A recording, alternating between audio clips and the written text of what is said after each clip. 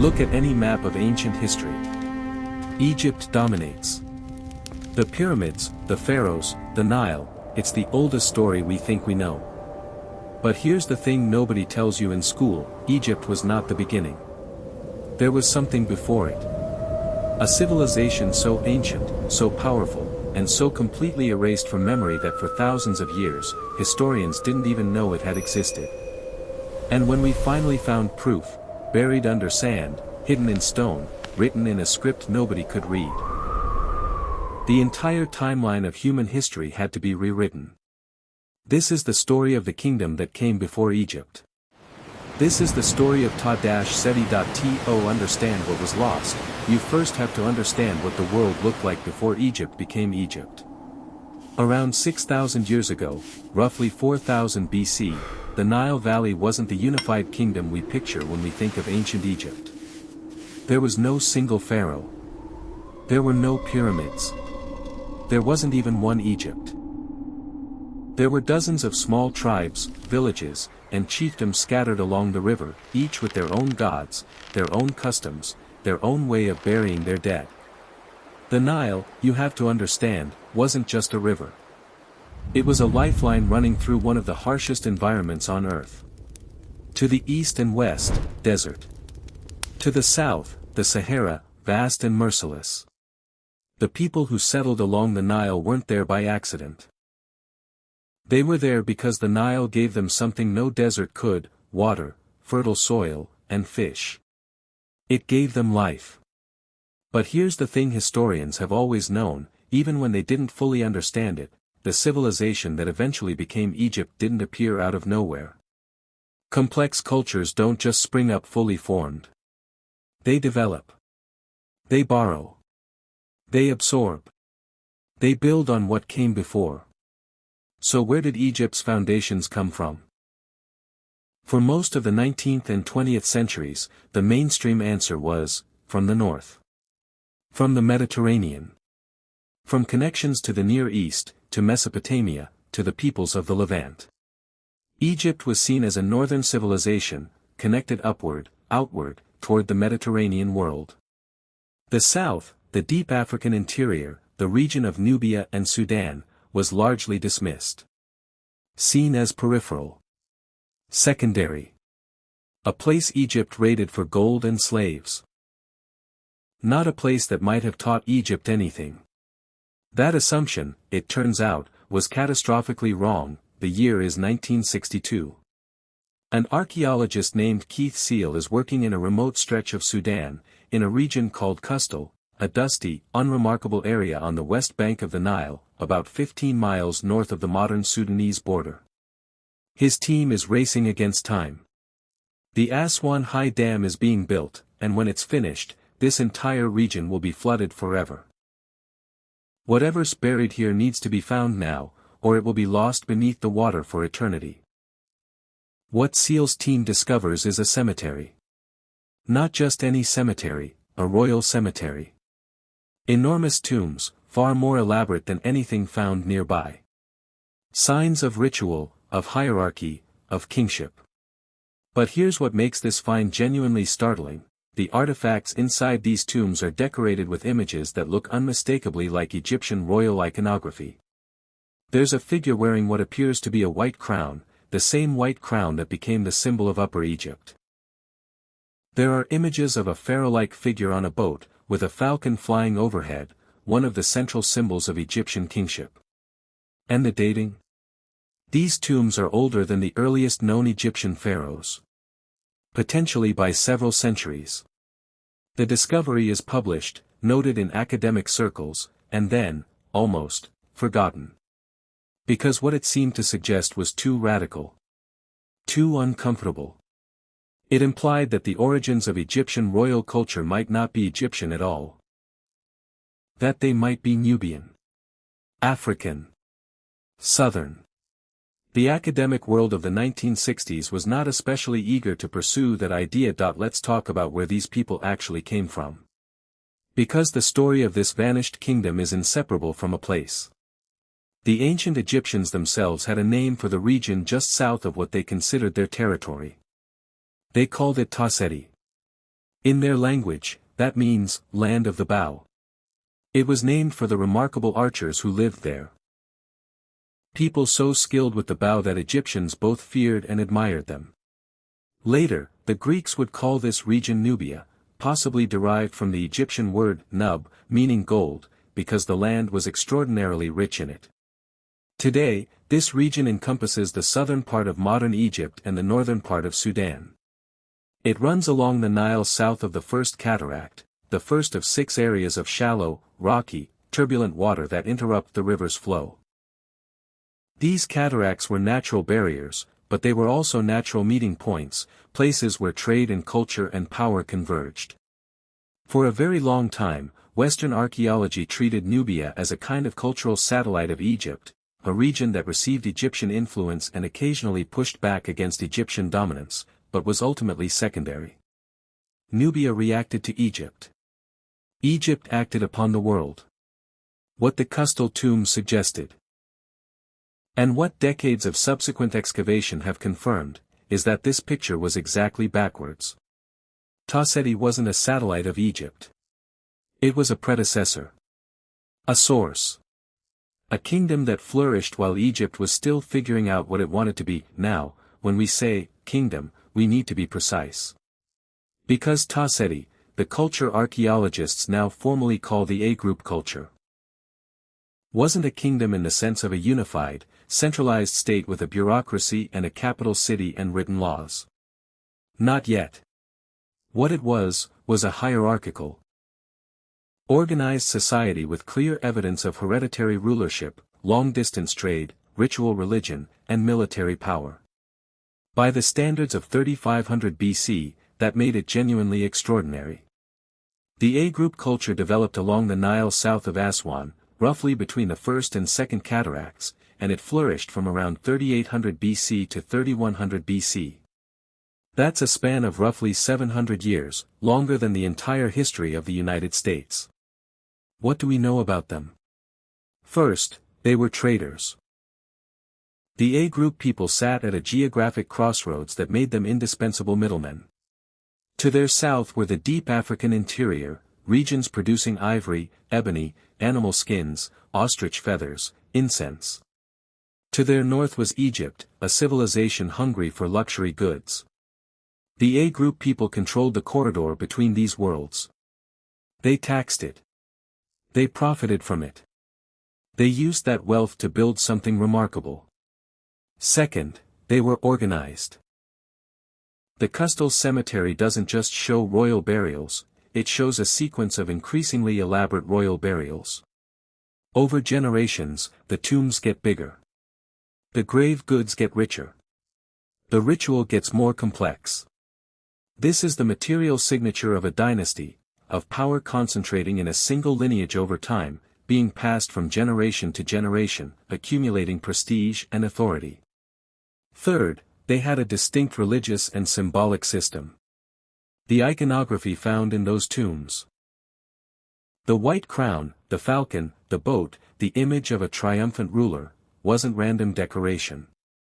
These were symbols of divine kingship. And crucially, these symbols appear in Nubia before they appear in Egypt. The sequence matters enormously. Fourth, they were militarily capable. Later Egyptian texts describe the A-group region with a mixture of respect and wariness. These were not passive people who simply absorbed whatever came from the north. They defended their territory. They maintained their independence for centuries. Here's where the story gets genuinely controversial, and genuinely important. The archaeologist who brought the Custal findings back to serious academic attention was a man named Bruce Williams, working at the Oriental Institute of the University of Chicago. In 1979, Williams published a detailed analysis of the artifacts from Seal's excavation, and he made a bold argument. That the Custal rulers were not merely kings who happened to use similar symbols to Egyptian pharaohs. They were, in some meaningful sense, the originators of those symbols. Williams's paper caused an immediate storm. He was suggesting, essentially, that the concept of pharaonic divine kingship, the central organizing idea of Egyptian civilization, had its roots not in Egypt, but in Nubia. That the cultural flow went south to north, not north to south. The response from the mainstream Egyptological community was fierce. Critics pointed out that some of the dating was uncertain. They argued that similar symbols might have been developing simultaneously in multiple places, not flowing from one to the other. They suggested that Williams was overstating his case. But here's what's happened in the decades since: the more archaeology has been done in this region, the stronger the evidence for Nubian priority has become. Excavations at sites like Kerma, Elephantine, and along the stretch of river between the cataracts have consistently turned up evidence of sophisticated social organization in Nubia that predates comparable evidence from Egypt. The grave goods at Custal are older than the earliest Egyptian royal iconography. The organizational complexity appears in the south before it appears in the north. This doesn't mean Egypt was simply a copy of Nubia. Human history is never that simple. What it means is that the relationship between these two civilizations was far more reciprocal, far more intertwined, and far more equal than anyone assumed. Egypt didn't emerge from a vacuum. It emerged, at least in part, from what was happening in Tasseti. Let's step back from the academic debate for a moment and try to imagine what life actually looked like in Tasseti during its height. Picture the Nile around 3300 BC. The river is lower than it is today. The landscape is different, the climate slightly wetter. Along the banks, the soil is dark and rich where the annual flood has deposited its silt. Farmers are growing sorghum and barley. Cattle are being herded across the scrubland away from the river. Children are fishing with reed baskets in the shallow backwaters. In the larger settlements, places like the area around Custal, or Sayala, or Dhaka, there are people who are clearly not farmers. They are dressed differently. They carry themselves differently. They are surrounded by objects that came from far away: Egyptian pottery, Palestinian oil jars, lapis lazuli beads that originated in what is now Afghanistan. These objects traveled thousands of miles to end up in this corner of the Nile Valley. They got here because someone organized the trade that brought them, and someone had enough power and wealth to accumulate them. The A group people buried their dead on their backs, with their heads pointing east toward the rising sun, and their faces turned south. The graves contained food and drink vessels, suggesting belief in an afterlife where the dead would need sustenance. They contained personal ornaments, ivory bracelets, shell beads, carnelian pendants. They contained tools and weapons.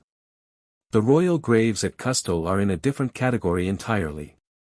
These are not the burials of ordinary people or even local chieftains. They are large, multi-chambered, filled with extraordinarily rich material. There is evidence of human sacrifice, servants or retainers buried alongside the ruler to accompany them into the afterlife. This is a practice that also appears in the earliest Egyptian royal burials, at a site called Abydos, another parallel that suggests deep connection between these two cultures.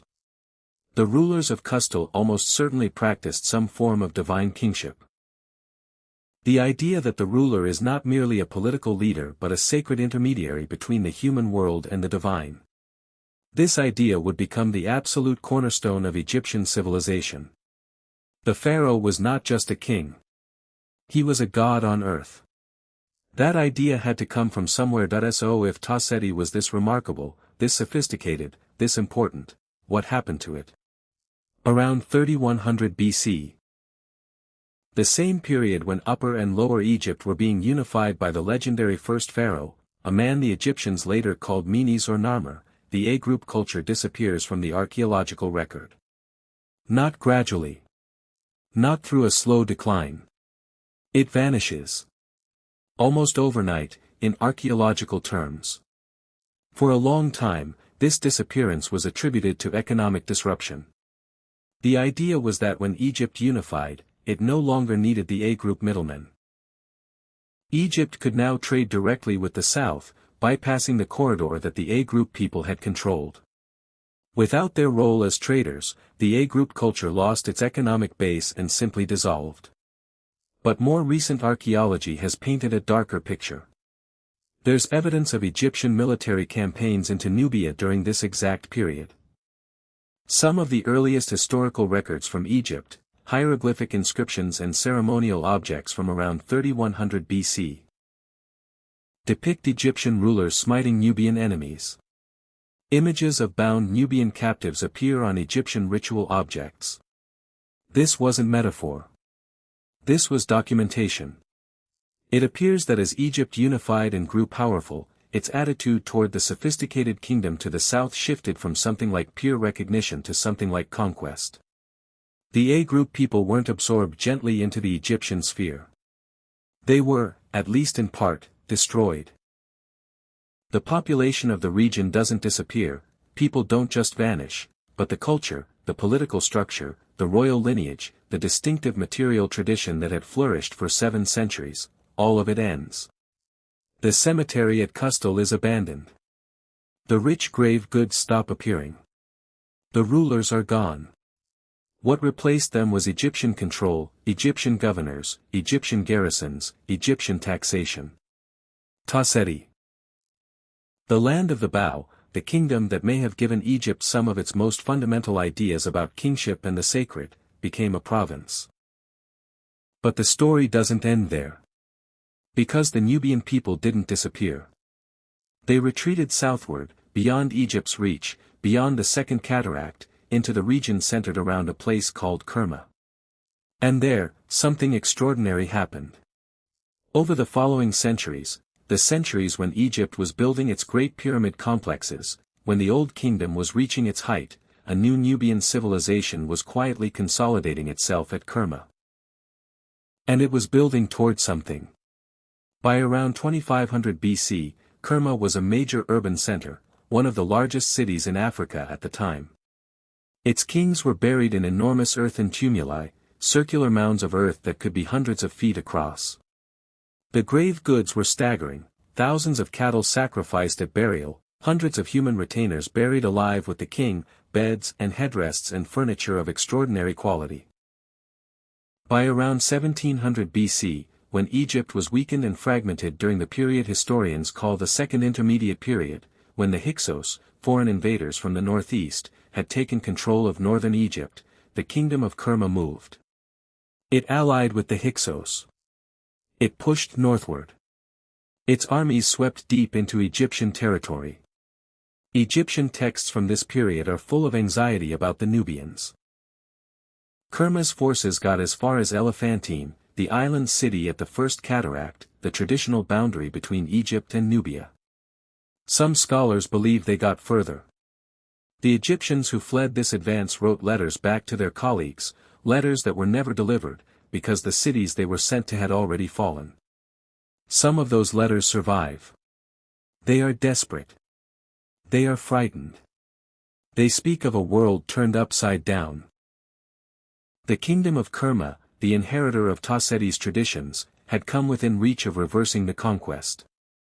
Of taking back what had been taken. It didn't quite succeed.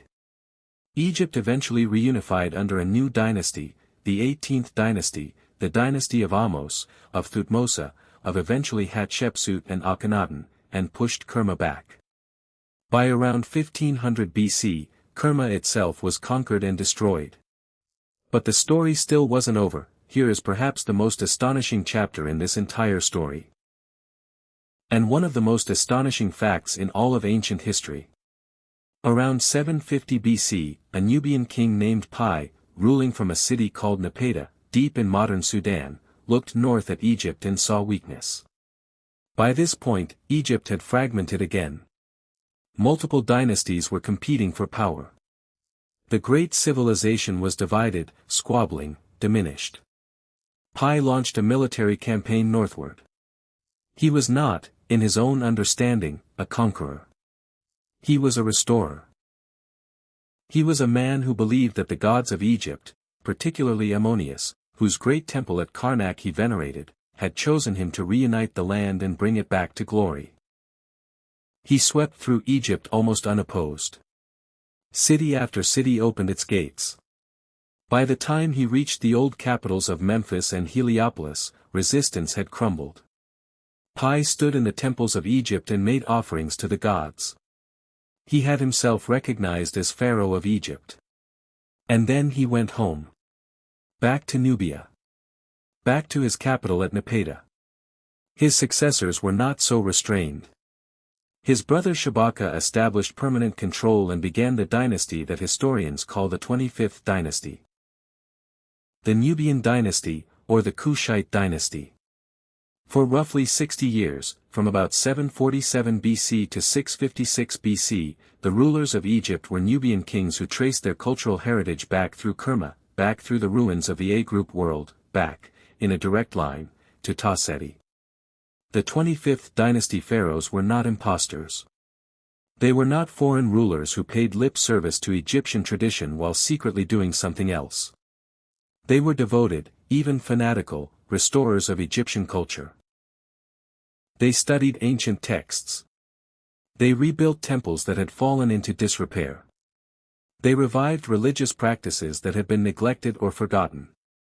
They considered themselves the true heirs of Egypt's greatness. They also built pyramids. In Nubia. Dozens of them. Small, steep-sided, elegant pyramids that stand in the Sudanese desert to this day, at sites like Meroe and Nuri and El Kuru. There are, in fact, more ancient pyramids in Sudan than in Egypt. A fact that astonishes most people who hear it for the first time.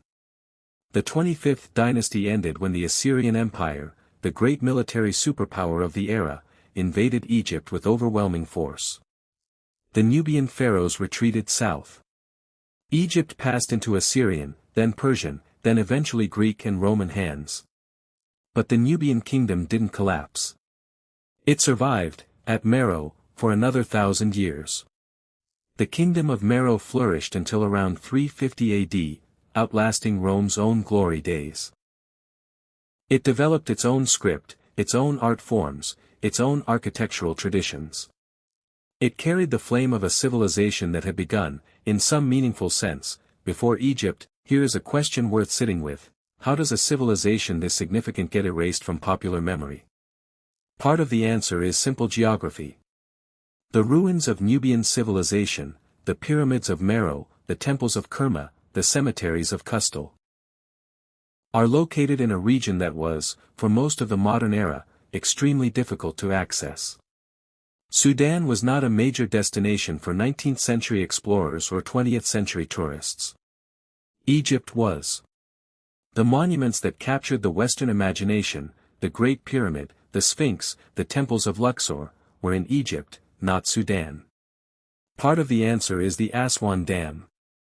Not just the high dam of the 1960s, but the earlier dams built by the British in 1902 and 1912. These dams raised the water level of the Nile south of Aswan and flooded enormous stretches of Nubian territory. Sites were lost. Thousands of Nubian people were displaced. The physical evidence of Nubian civilization was literally submerged. Part of the answer is the bias of ancient sources. The texts that scholars used to reconstruct ancient history were, overwhelmingly, Egyptian texts, Greek texts, Roman texts. And all of these cultures had complicated, often condescending relationships with Nubia. Egyptian texts portrayed Nubia as a land to be dominated, a source of raw materials and tribute. Greek and Roman texts were fascinated by the Ethiopians, their term for the dark-skinned people of the Deep South, but in a way that was more mythological than historical. The Nubian perspective was never preserved in a form that Western scholars could easily access. And part of the answer, the part that's hardest to say plainly but must be said, is racism. The systematic racism of 19th and early 20th century scholarship made it genuinely difficult for many academics to accept that a sophisticated civilization in sub-Saharan Africa might have preceded and influenced the civilization they considered the crown jewel of antiquity. Egypt was claimed, culturally, as a kind of proto-Western civilization. The idea that it might have deep roots in a black African culture to the south was resistant to, sometimes aggressively resistant to. The assumptions of the field. Bruce Williams's 1979 paper was attacked not just on empirical grounds. It was attacked because of what it implied. And the vigor of that attack, relative to the actual evidence being debated, tells you something about what was really at stake. So where does the scholarship stand today? Let's try to be precise about what we know, what we suspect, and what remains genuinely uncertain. What we know. The A-group culture of Nubia was a sophisticated, hierarchical society that flourished in the Nile Valley south of Aswan from roughly 3800 to 3100 BC. It had hereditary rulers. It had long-distance trade networks. It had a distinctive artistic and ritual tradition. What we know, the royal cemetery at Qustul contains artifacts with iconography that closely parallels the earliest Egyptian royal iconography, white crowns, falcon imagery, triumphant ruler figures on boats. And these artifacts may predate comparable Egyptian examples. What we know, the A-group culture collapsed around 3100 BC, roughly coinciding with the unification of Egypt under the first pharaoh. There is evidence of Egyptian military aggression in Nubia during this period. What we suspect, but debate, the degree to which A-group cultural symbols directly influenced the development of Egyptian royal ideology. The direction of cultural transmission. Did the ideas flow north, or did they develop simultaneously in multiple places, or was the relationship so intertwined that questions of priority are themselves the wrong framework? What remains genuinely uncertain, the specifics of political structure in A-group society. Whether there was a single unified kingdom or a confederation of chiefdoms. What the A-group people called themselves, how they thought about their own identity, what stories they told about their origins. We don't have their texts. We don't have their voices. We have what they left in the ground. What the evidence does not support is the older model of Nubia as simply a cultural backwater that received everything from Egypt and contributed nothing in return. That model is dead. What has replaced it is a picture of two civilizations developing in close, complex, mutually influential relationship, a relationship characterized by trade and exchange and intermarriage and conflict and competition and borrowing. And in which priority, in several important domains, appears to belong to the south. That you were to travel to Sudan today, which remains, for most people, a distant and little visited country, you could stand in places where this story physically exists. You could walk through the ruins of Kerma, where the ancient mud brick structure called the Defufa still stands. One of the oldest standing structures in sub-Saharan Africa, a massive mud brick tower that once formed part of the city's ritual complex. You could walk through the galleries of the Kerma Museum, opened in 2008, which displays the extraordinary material culture of a civilization that most visitors have never heard of. You could drive through the desert to Meroe and stand among the pyramids. Dozens of them, clustered on a sandy ridge, their shapes steep and elegant and utterly unlike the Egyptian forms that inspired them, because the Meroitic builders took what they had inherited and made it their own. These pyramids are not famous. There are no crowds. There are almost no tourists. But they are real, and they are ancient, and they are evidence of something that endured. You could visit the site of Nuri, where the Nubian pharaohs of the 25th dynasty were buried, in pyramids whose burial chambers are now flooded by the Nile. Or El Kuru, where Pi himself is buried, the man who conquered Egypt, the man who called himself pharaoh, the man whose ancestry stretched back through Kerma to the vanished world of Tasseti. These places exist. The story is real. It's just that almost nobody knows it. Here is what I want you to take away from this. History, as most of us learn it, has a starting point. Egypt was the starting point.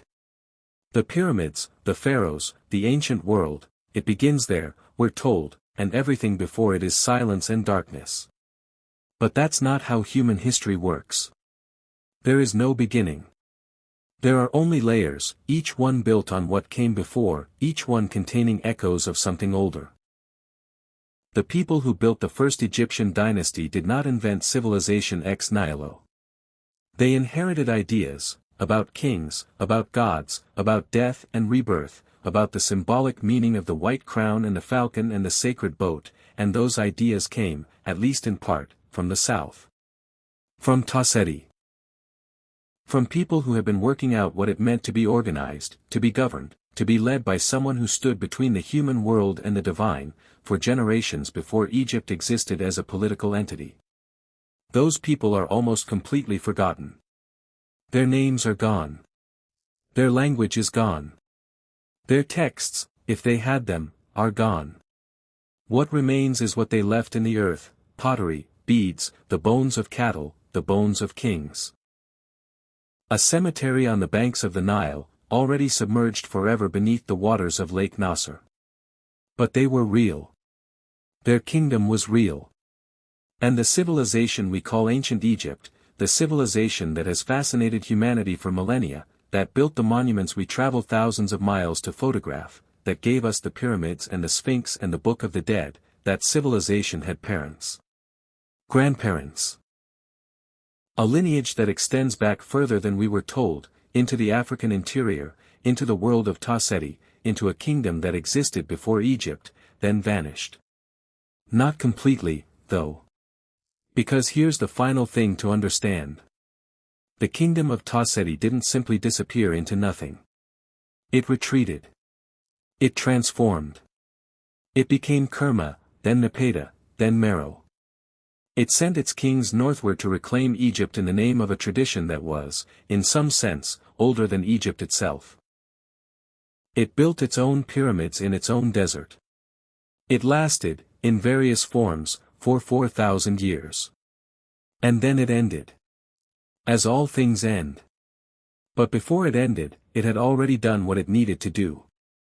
It had placed its fingerprints, indelibly, on the foundation of everything that came after. On the white crown. On the falcon.